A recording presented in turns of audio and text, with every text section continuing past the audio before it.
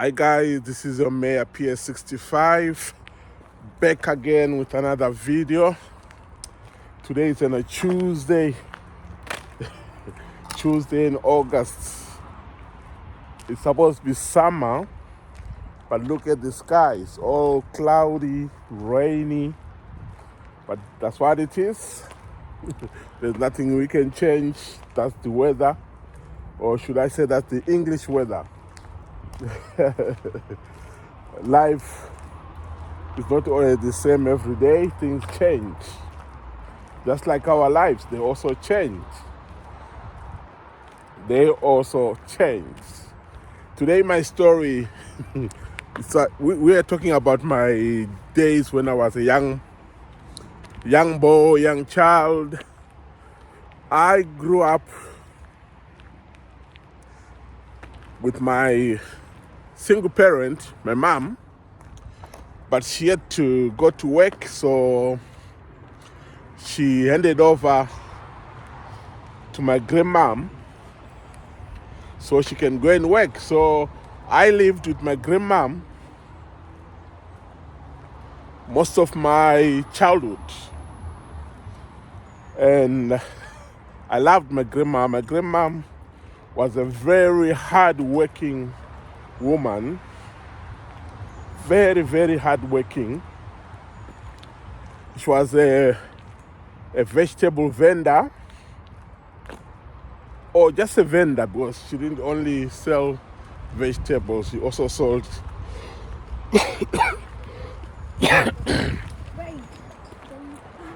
sold fruits, art craft, like doing beards, crafting beards and selling.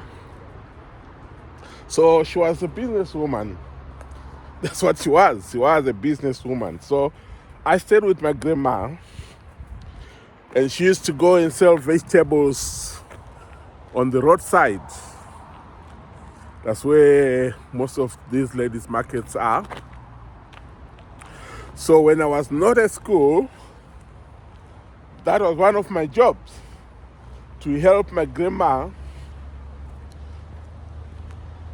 to sell vegetables. But I was not selling vegetables.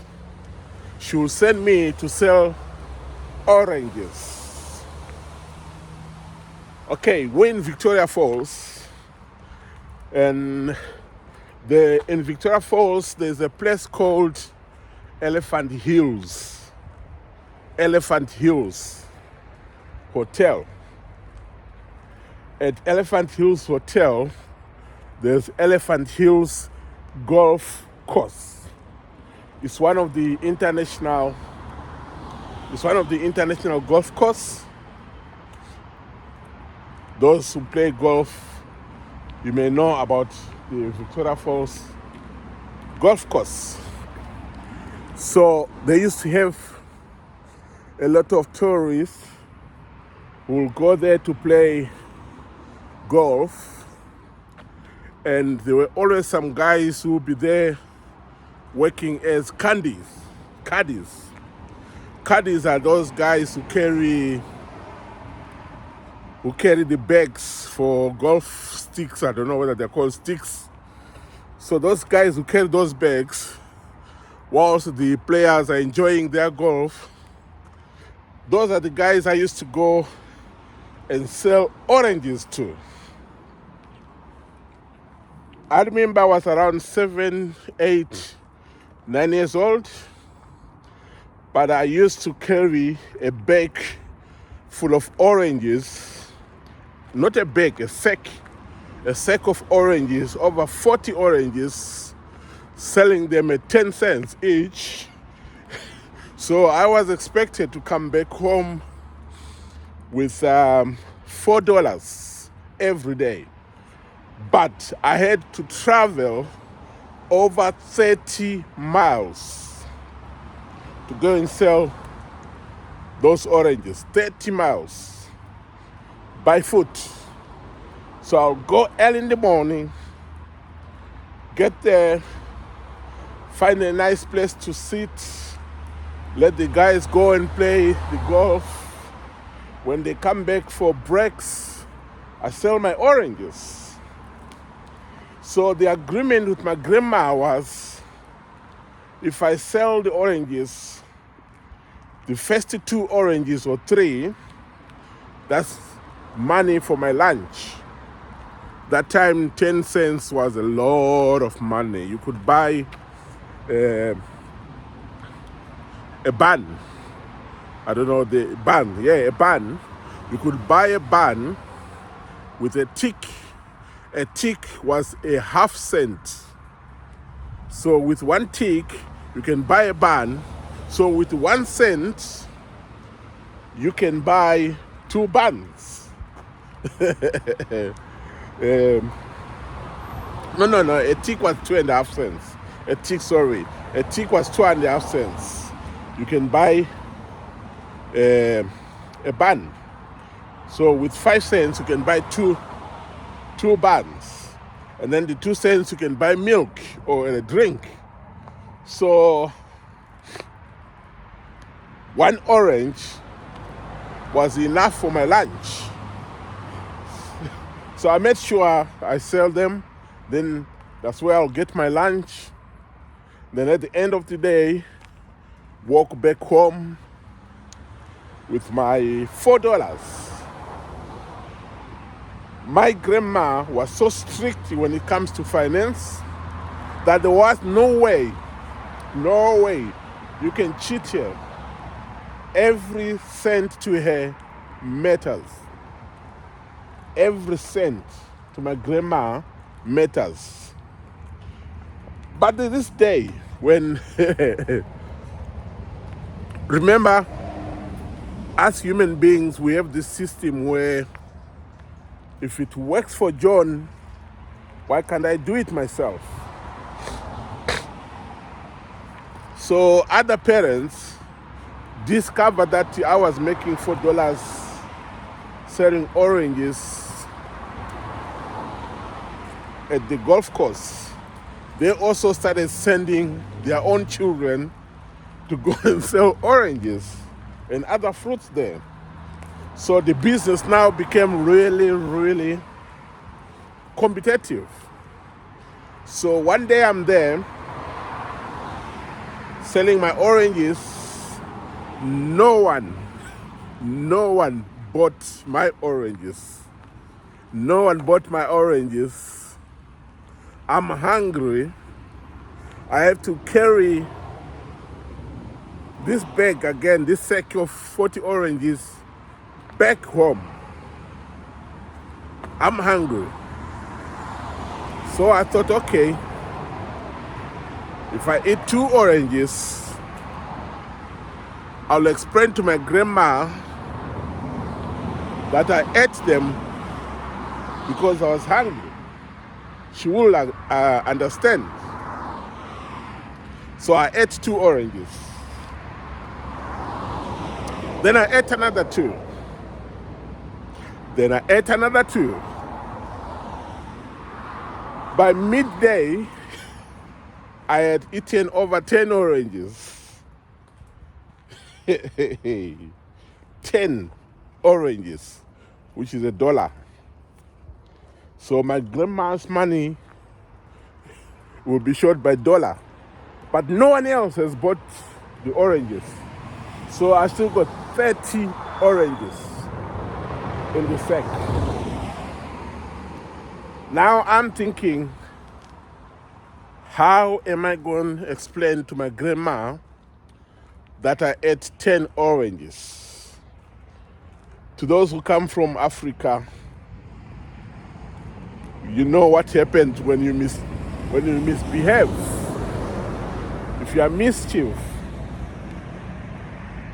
your grandma will be waiting with a can. So I'm thinking, oh my God, today I'm going to get a big beating for these 10 oranges I ate. Now, I'm on my way walking back to Victoria Falls Township. It was called Chinotimba. Another 35 miles going back home. Hey, I'm now thinking, oh my, I'm dead. I'm dead. I'm dead. Grandma is gonna kill me today. So I decided, you know what? Which is not dying.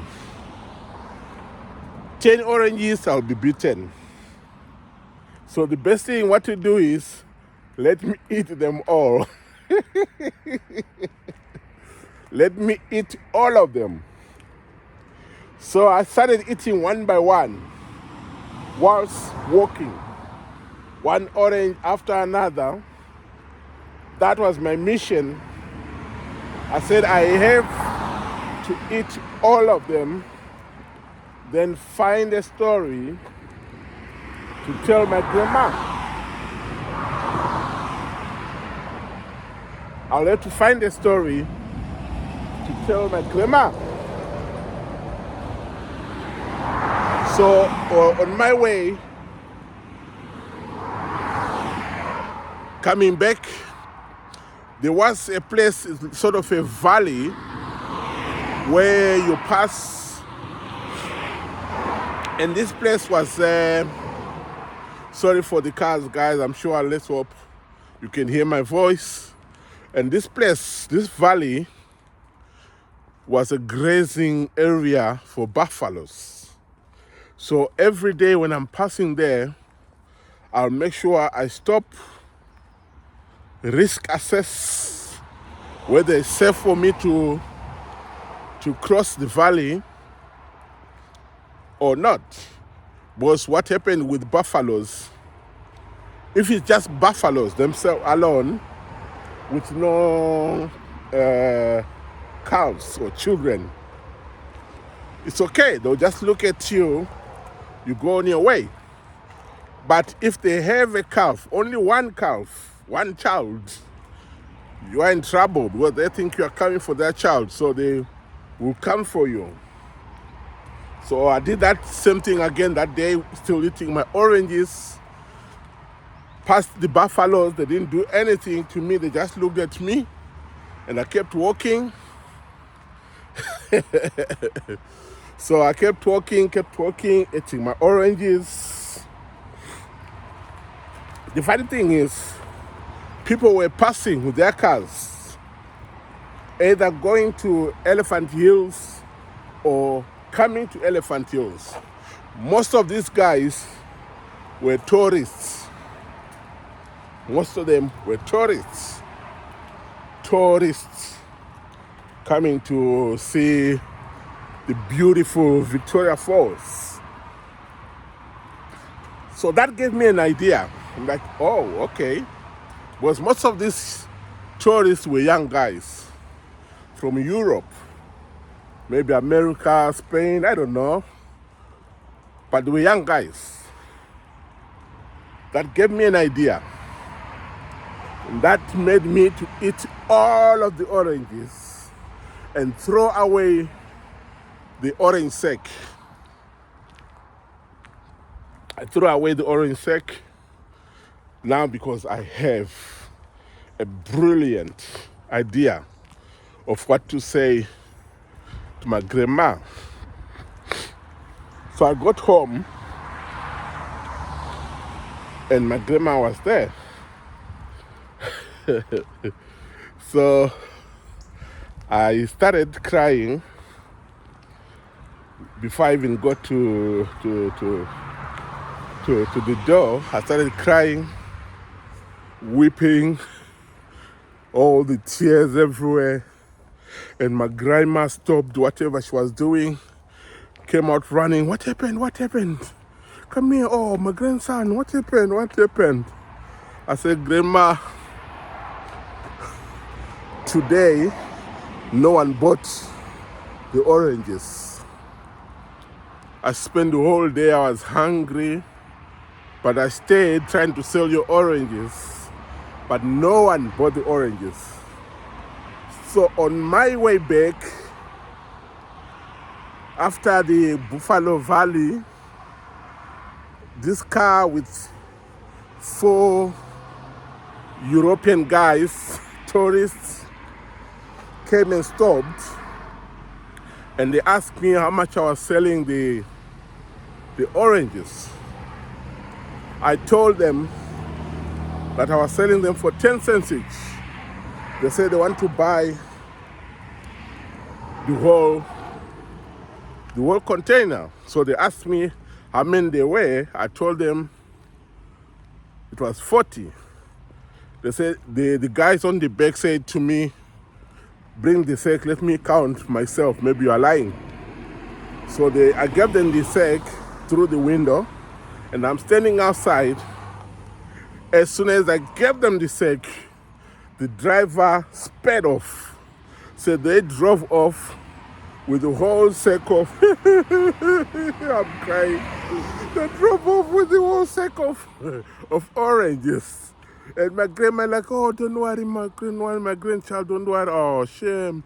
So you spend the whole day hungry. I'm like, yes, grandma. I said, oh, so these stupid boys, don't worry.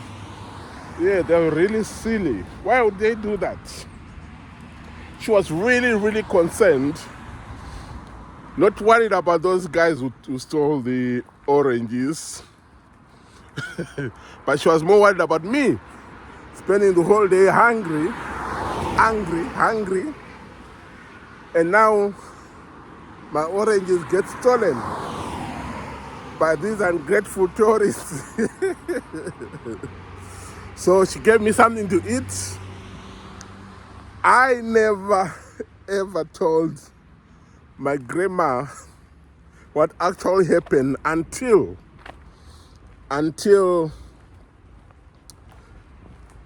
2000. My grandma passed away, I'm sure 2013. So around that time, that's when after 20, 30 years or so, I then told her what actually happened. We all laughed and like, wow, you were naughty. So that's my story of growing up with my grandma in Victoria Falls. Like I said, life changes, especially when I reflect where we came from, where we are. I mean, not only moving from Africa to England, no, I'm talking about life in general. Life in general. The relationships between different types of people who didn't understand each other now understand each other. We now live in a global world where cultures are now exposed. People tend to understand and respect other people's values and dignity. Why am I saying that? In Victoria Falls, we have the train station, which was a very big train station, and there was a very big orchard of mangoes. That is the time I was growing up, like I said, 7, 8, 9 years, 10 years old. There was a very big orchard of mangoes. So when they got ripe, the then government or the council, which was that time, would allow us to go and pluck some mangoes from the orchard.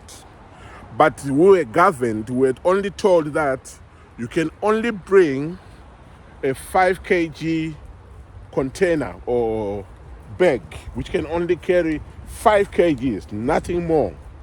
That was the first condition for you to get mangoes. And the second one, which is the reason I'm telling this story,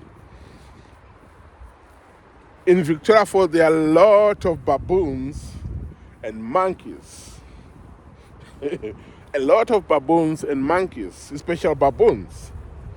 So the baboons will also come to the rail station, to the train station for the mangoes.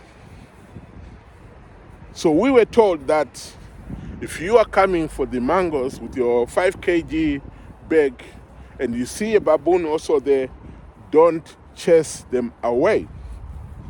They are also entitled to the mangoes just as you are. Interesting.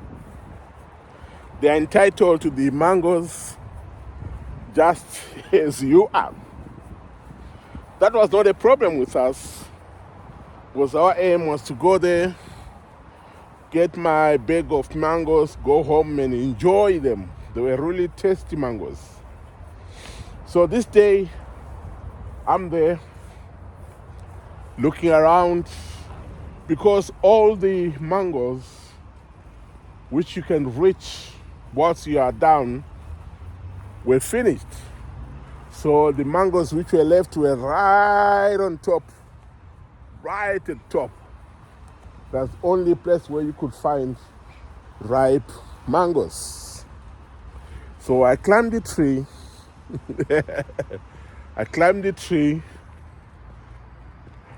I'm busy plucking mangoes, and right on the next branch, it's Mr. Baboon.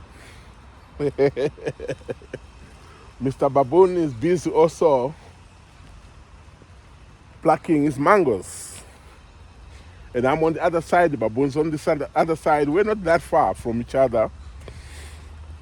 I'm concentrating on plucking the mangoes when suddenly I heard clicking sounds. Click, click, click, click, click. Those were cameras. You know, that time we didn't have these mobile phones. People use proper Canon cameras and all other types of cameras. So all I could hear was click, click, click, click, click. I'm just checking if someone's walking behind me. Click, click, click, click, click, click. Okay, sorry guys, let me wipe my computer, my phone. Yeah, it's because of rain, so the picture is not coming out well. So I heard click, click, click, click, click. And I looked down. Oh my God. There were over, if not 12, over 10 tourists all surrounding the tree, pointing their cameras up, excitedly taking some pictures of me and my friends, who was also unplugging the mangoes on the other side. Being a child, it really didn't bother me, because I was excited, because I'm thinking, oh, I'm famous. People are taking pictures of me. So I looked down and they started smiling, and they were really excited, taking more pictures. It's only now, or maybe after, when I've grown up and I reflected on that day, and I thought, why were they taking pictures of me in that tree? Especially with a baboon on the next branch. Why? I don't know. I have my own conclusions. I don't know what you also can conclude on that.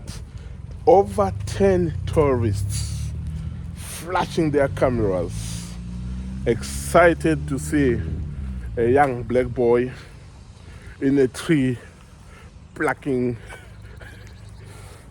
mangoes with a baboon on the same tree doing the same. That was the time. We're talking about the 1970s. People were different, cultures were different, the way we perceived each other were different. But I would love to know why were they taking the pictures. But again, it made me a celebrity because I understand there were 10 pictures of me all over Europe or America or Spain. Talking about pictures and being a celebrity, I was a celebrity, I think so, during that time, because me and my friend, I had a friend called James. We used to go down to the Victoria Falls. We used to go down to the Victoria Falls every day after school, and then we just stand there, and these tourists from Europe, America will come, and what a pleasant picture or a nice picture of the Victoria Falls on your background and holding an African child. Having a black African child in front of you, and on your background there's a majestic, marvelous Victoria Falls. So we used to go there, and then we'll stand and they're like, boy, come here, boy. We go there, they take pictures with us, they give us a tick, 5 cents. Remember, I told you when we were selling oranges, I used to go home with at least $4 from my grandma. Now, going to the river and taking pictures with these tourists, I was actually going home probably with $10. $10 just for pictures. Those were the days, exciting days. I do believe that there are over thousands of pictures of me with my friend James all over the world. So if you happen to have your grandma or grandfather who visited Victoria Falls around the 70s,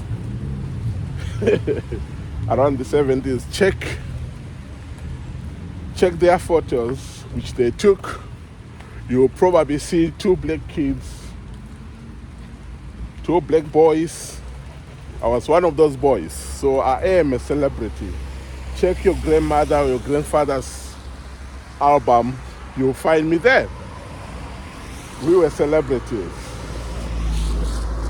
but we didn't understand why there was this excitement of taking pictures with the black kids and the majestic and marvelous Victoria Falls on your back. But now I know. I don't know about you. What do you think? Why were they taking pictures with us? Was that an excitement, or there's something behind? So that's my story for today about my life in Africa as a child. More stories will come. I got a lot of them. We're just talking about 5, 7, 8 years, 9 years. What more when I became a teenager, and how I end up in the United Kingdom. All these stories I'll be sharing with you guys. If there's anything else you want me to explain or to tell you about Africa, please comment and let me know. Then I'll let you know how things were. So for today, take care, guys. Don't forget to subscribe, like, and share my videos. Road to 1,000 subscribers. Take care, guys. It's now raining. I'm soaking wet. Bye, guys.